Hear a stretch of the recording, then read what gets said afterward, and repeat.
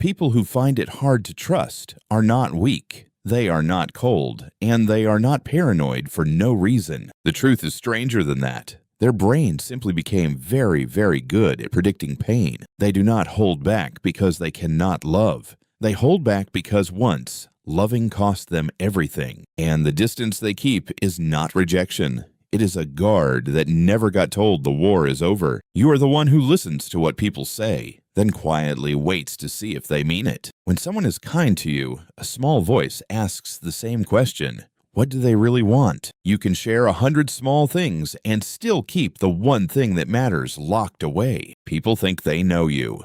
Most of them have only met the version you decided was safe to show. You notice the tiny things. A pause too long, a smile that does not reach the eyes. You replay conversations later, searching them like evidence, looking for the catch you might have missed. You can be in a room full of laughter and still keep one hand on the door, just in case. When things go well for too long, you do not relax. You start waiting for the other shoe to drop. You would rather expect too little and be surprised than hope too much and be crushed. From the outside, you look independent and calm.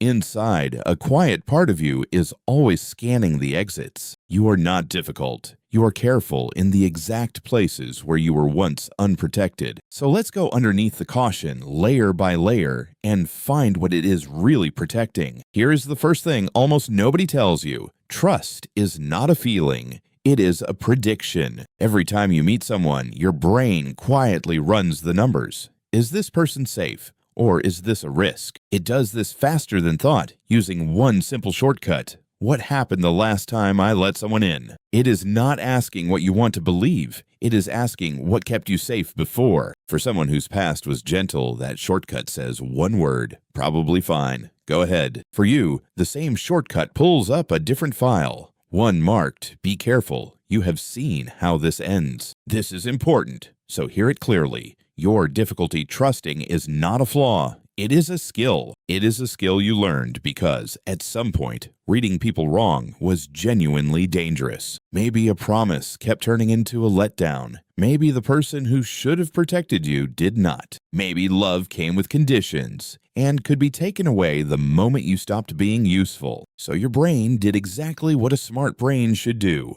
It learned the pattern to keep you safe. It built a rule. If letting people close leads to pain, then keeping them at arm's length must mean safety. And here is the catch. The brain does not update that rule just because the danger is gone. It keeps running the old forecast in a new place with people who never hurt you at all. So the wall you built to survive one storm is still standing long after the sky cleared. That is layer one. Trust is a prediction, and yours was trained by a harder past than most. But a prediction is just the surface. Underneath it, something deeper got rewired. Inside your mind, there is an alarm system, and its only job is to keep you from getting hurt twice. A small disappointment barely moves it. But a real betrayal from someone you let all the way in changes it for good. When someone you trusted betrays you, that alarm does not just ring once. It rewires itself. It learns the exact shape of how you were fooled and promises itself it will never miss it again. The problem is that the alarm is loyal, but it is not smart. It cannot tell the past from the present. So a new person uses a familiar phrase, and the alarm screams danger before you can even think. Your heart races. Your walls go up.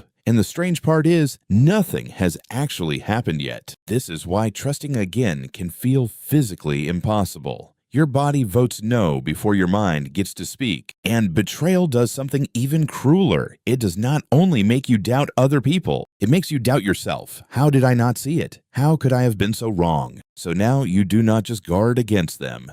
You guard against your own judgment, your own hope. That is the deeper wound. Not just, I cannot trust you, but quietly, I cannot trust myself to choose well. And once you stop trusting your own read on people, every choice to get close feels like a gamble. You become your own bodyguard, your own detective, and your own judge, all at the same time. So you start asking for proof. Not with words, usually. With tests nobody told the other person they were taking. That is layer 2. The alarm got rewired, and now it fires at safety as if it were a threat. Which brings us to what that fear actually looks like. out in the open, in everyday life. Because the hardest part is that, from the inside, these habits do not feel like fear. They feel like wisdom. From the outside, people who struggle to trust often look completely fine, friendly, even warm. The guarding is subtle. You keep conversations on safe ground, steering away from anything too real. You give to others easily. Receiving is the hard part because receiving means letting someone matter. And when someone gets close, you run small tests. Almost without deciding to. You pull back a little to see if they chase. You go quiet to see if they notice. You share one small secret, then watch closely to see where it lands and whether it ever comes back to hurt you. Now here's the surprising truth, the one almost nobody admits about trust issues. The tests are designed so you can never actually win them, pass them, and you decide it was luck. Fail them even a little, and you decide you were right all along. See? People always let you down. It is a test rigged to confirm the fear, no matter what the other person does. That is not because you are manipulative. It is because the alarm would rather be safe than be happy. Certainty feels safer than connection.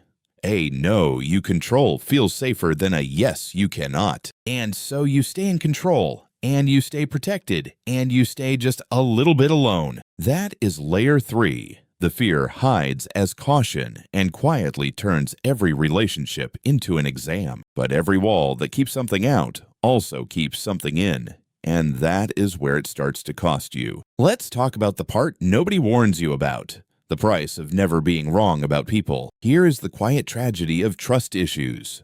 The wall cannot tell the dangerous people from the safe ones. It blocks them all the same. The ones who would have hurt you and the ones who would have stayed. So the people most able to love you well are often the ones your guard pushes away first. It is the cruelest math in the world. The kinder someone is, the more your alarm insists it must be a trap. Because safe people do not play the games. They do not chase. They do not beg. They do not prove. They just stay calm and steady, which to a rewired alarm can feel suspiciously like a trick. So you keep testing the steady ones until even the most patient person finally grows tired. And when they finally leave, the alarm feels victorious. See, I knew they would go in the end. But it is a hollow victory. You did not catch a liar. You taught a good person that staying was useless. This is how the fear protects itself. It quietly creates the very ending it was trying to prevent. You wanted proof that people leave, so your garden gave people every reason to. And the loneliest part is this.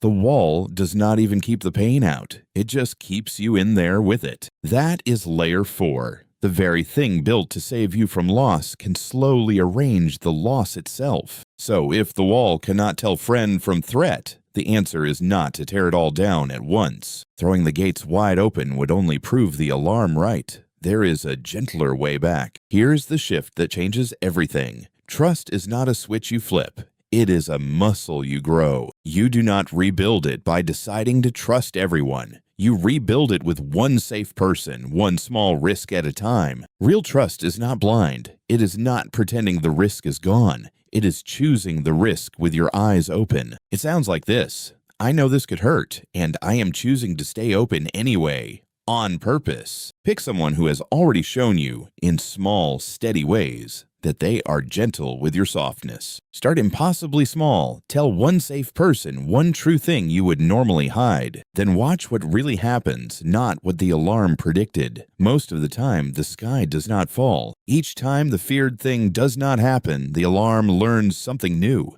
Maybe this one is safe. This is how you reprogram a guard that was only ever trying to keep you alive, not by force, by proof. Some of those small risks will not work out. A few people will show you exactly why your guard exists. And the most important trust to rebuild is not in them, it is in you. Trust that you can handle being wrong. Because the real fear was never just betrayal, it was believing you could not survive it again. But you already did survive it. You are here, and that quiet strength is the foundation you can build on. So maybe the goal was never to trust everyone. That was never wise. And it never will be. The goal is to let the right few in slowly while your eyes stay open and your feet stay under you. Closeness will always carry a little risk. That was never the problem. Loving without your eyes open was. Your caution kept you alive through something real. You do not have to fire the guard. Just teach it peace. You're not broken for finding trust hard. You simply learned a lesson, and now you get to update it. So,